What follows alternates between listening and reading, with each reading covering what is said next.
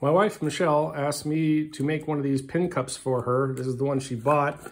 It opens up and it keeps all your pins in it like this. And then you can put it back together. So I ended up making them. In fact, I made a bunch of them, and this is what I did. Well, I went into Tinkercad, which is a free program on the web, and it took a lot of designing. It took me a lot of time, and I went through a lot of different prototype modules to get the shapes basically right. I went through a ton of prototypes here, trying to get things to work right. Some didn't really print out right, and then trying to get everything to line up, and then especially the locking mechanism of this bottom one here. One of the hardest parts was this locking, as you can see this little groove right here that the tab on this fits into. That took me a long time to understand how to make work right.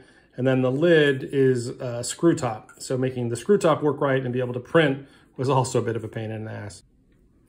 And the last thing was putting a neodymium magnet in the bottom of this so that the pins, when you drop them in, are magnetically attracted to the bottom.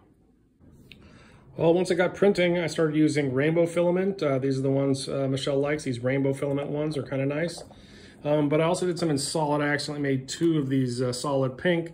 And because it comes in 3 parts, you can make it 3 colors. I made this red, white, and blue one as well.